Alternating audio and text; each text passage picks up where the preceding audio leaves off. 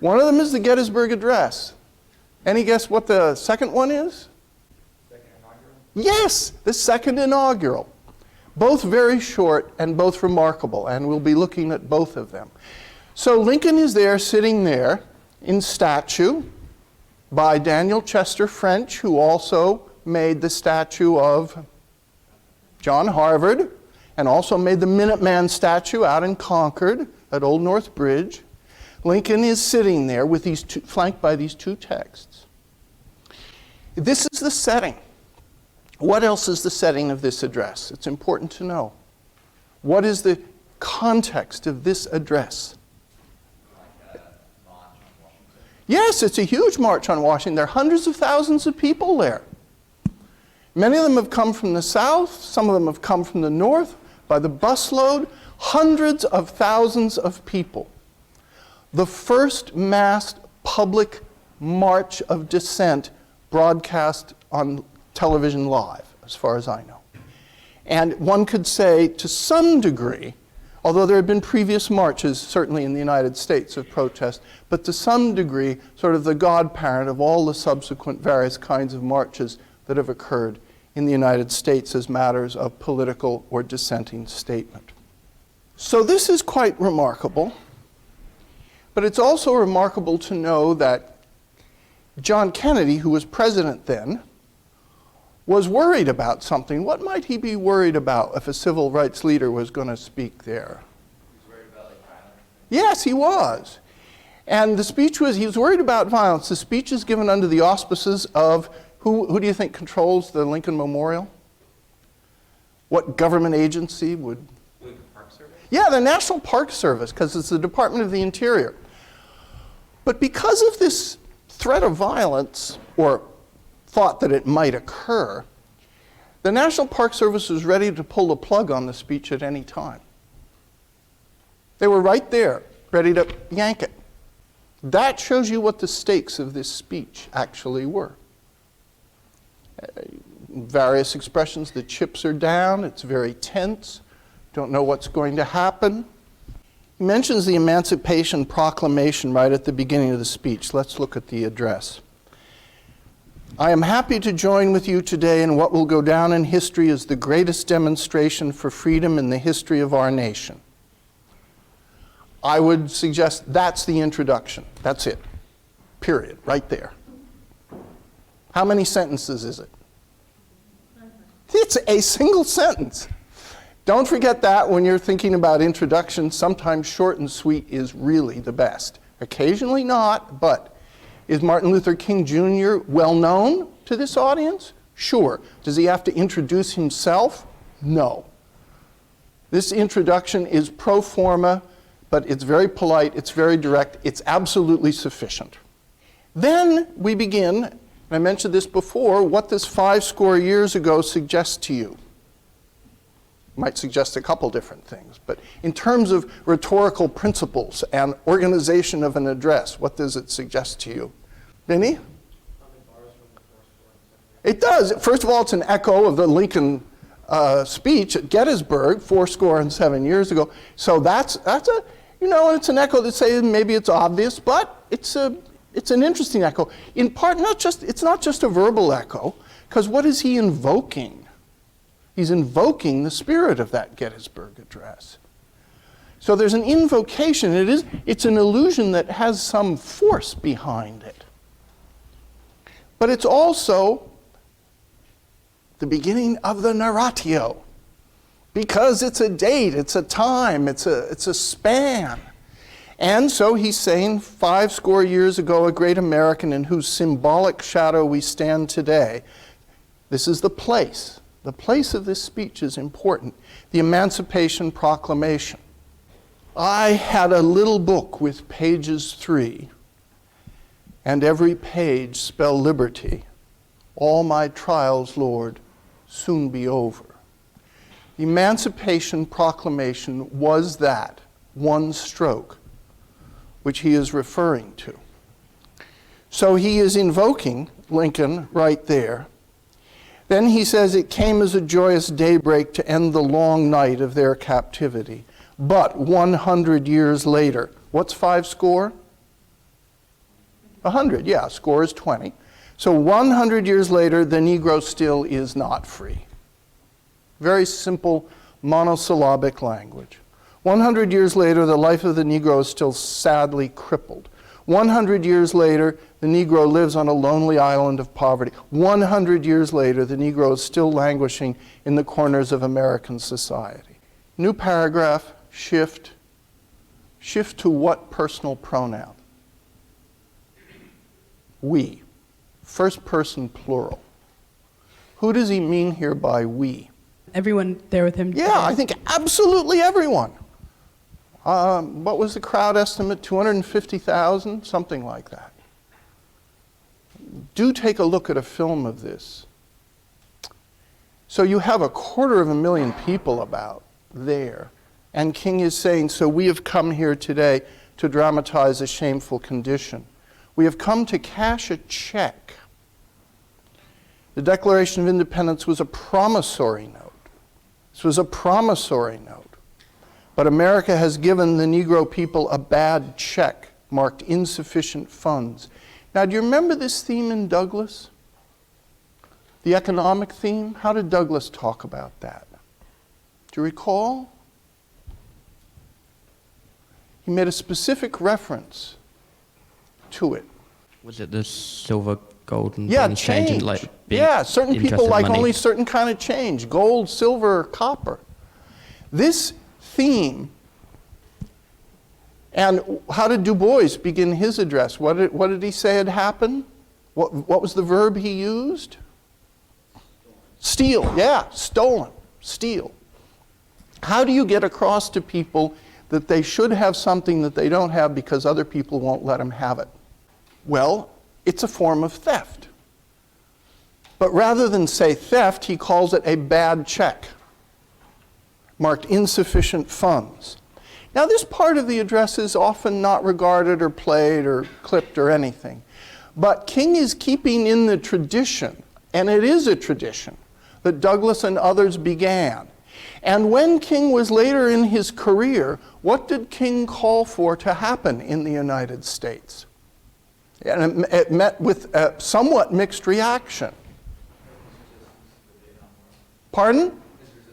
Not only his resistance to the Vietnam War, though that was very important, it was key, but he also called for something else, at least to consider at an economic basis. I don't remember the specifics, but he was like slightly like socialist. Well, you can call it whatever you want to put a label on it, but he was floating the idea of reparations. Right.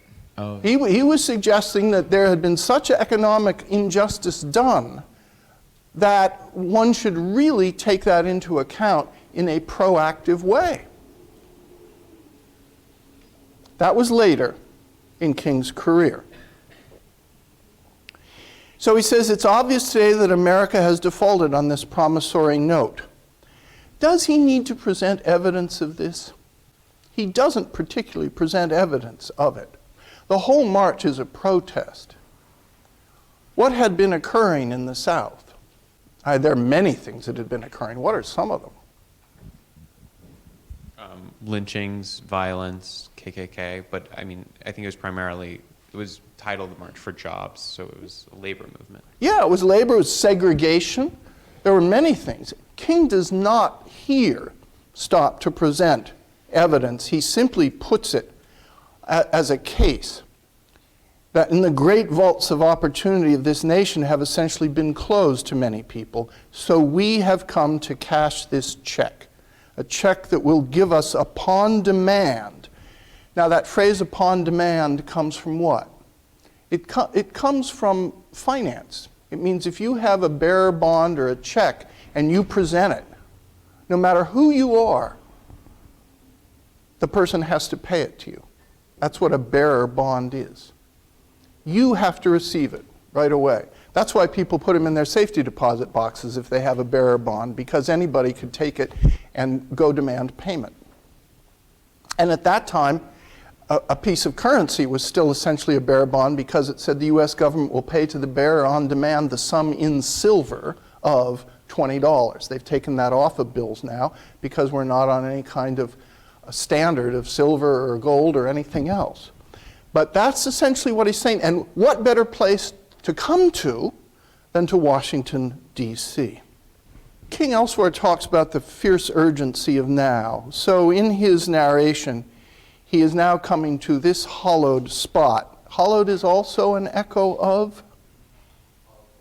Yes, hollowed ground, which is Gettysburg Address, yes. What is hollowed ground? What is a hollowed spot?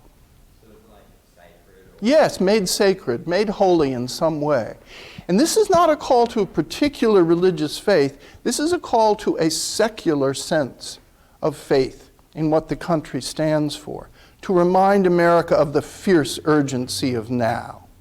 Now is the time to make real. Now is the time. Now is the time. Now is the time our nation should come from the quicksands of racial injustice to the solid rock of brotherhood. This sweltering summer of the Negro's legitimate discontent will not pass until there is invigorating autumn of freedom and equality.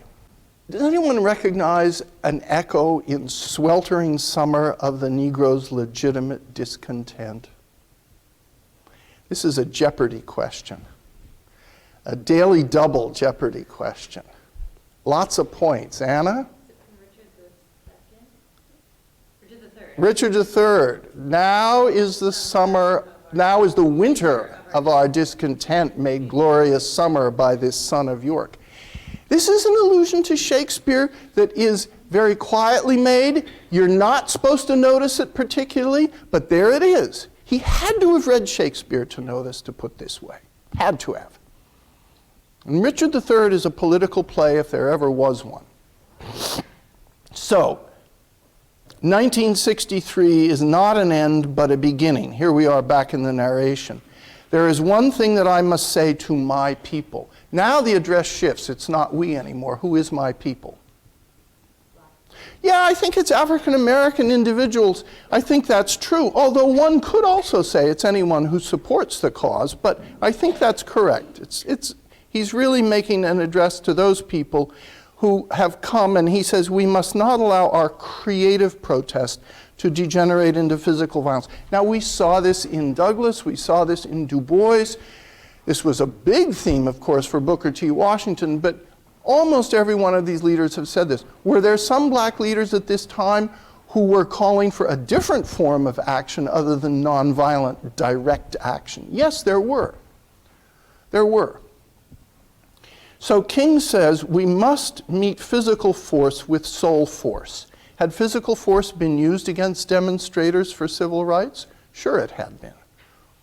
Not just the history of lynching, which is now depicted in a new museum in Memphis, I believe. Is that correct? A very striking museum, which depicts the history of lynching.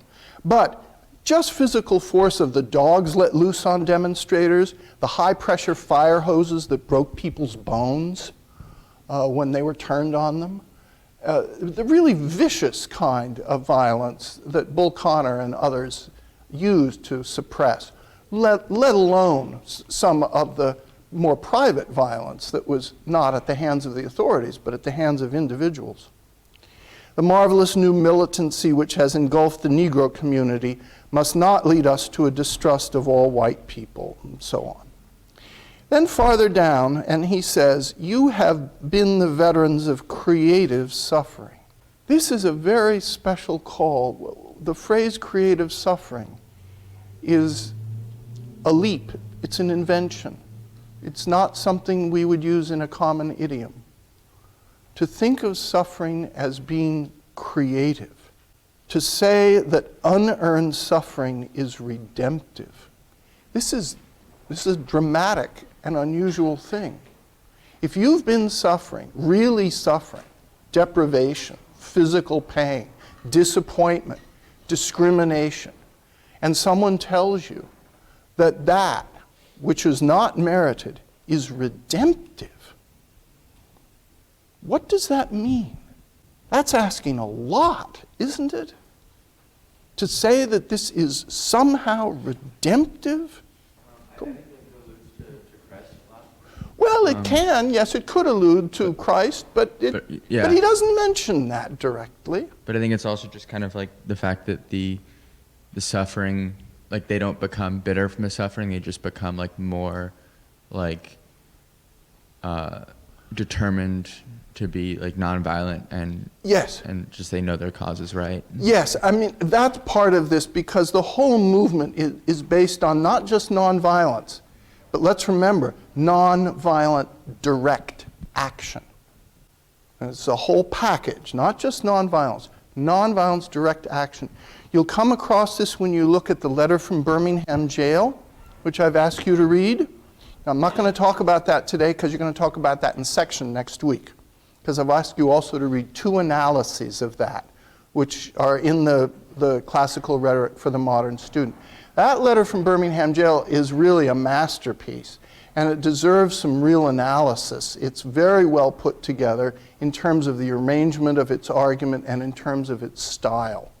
But you can already see elements of the style here in this address. So he says, continue to work with the faith that unearned suffering is redemptive. Go back to Mississippi, go back to Alabama. Now you see all these repetitions. Would you use repetitions like this in something you were simply going to write and submit to a newspaper? No, you probably wouldn't. So are there differences between what you speak in an address to a group of people and what you write purely for the consumption of reading? Yes, there are differences. But now I'm going to say something that comes a little bit at it from the other angle. I have read student writing now for 40 years in all shapes and sizes, in many different departments. And I would say on the whole that a lot of writing of young people and older people is not close enough to speech to be the best writing it can. It gets stilted. It gets convoluted. It gets detached from direct language. It gets too wordy because people are nervous that they're writing instead of saying something directly to someone. So very often, after having read a long convoluted paragraph out loud to someone without their looking at it, in which they squirm because they can't make heads or tails of it themselves, even though they'd actually written it, I would say, stop now, let's put down the paper, and you look at me, and you tell me what is the most essential thing you were trying to say there. And 9 times out of 10, that person will tell me in clear, semi-formal, not formal, semi-formal, well-composed language what their main point was. And then I will say, stop, write that down. Put it down right now. Because so often when faced face to face with someone, we are on our mettle, M-E-T-T-L-E, we're on our mettle to really be direct. We're not sitting alone composing. We have to be direct. We have to get to the point. And you'll notice that in every one of the speeches we're reading, I would argue, that that is often accomplished. Now, we hold these truths to be self-evident and then into the very famous part of the speech, which is wonderful, it's very inspirational, and its repetition is in part because of its hopefulness. A lot of the speech is focused on certain elements of repetition that we've seen, and I have a dream one day today, I have a dream today, is one of those elements. This is our hope, and with this faith. So these words echo all throughout the address. Word faith, word hope, the word dream. So let freedom ring from the prodigious hilltops of New Hampshire. Now, if you watch this on film, you'll see that by this time, King has sort of departed from the written text. And he is speaking in a more extemporaneous manner. This is an appeal which he ends with a wonderful kind of peroration which calls upon music, just as Douglas called upon music and poetry at the end of his address. And every good campaign has a campaign song. And sometimes those songs are good and sometimes they're bad. But every political rally or convention can do with some singing or some song. What is the point of invoking poetry or song here in a peroration? Why would you do that? What does that get you? Seth? It gets you an artistic element, and what does that artistic element get you? Pardon? Well, the entertainment's a word that, yes, I would say entertainment. What else aside from entertainment? Yes, Anna. It's memorable, yes, it sticks in your mind more. And Lucy? It also just creates like a feeling of unity among Yes, the crowd. it's a feeling of unity, and it's feeling. It's both. Music has an emotive power to it. I mean, any decent music does have an emotive power to it. So it gives you feeling, and it gives you solidarity.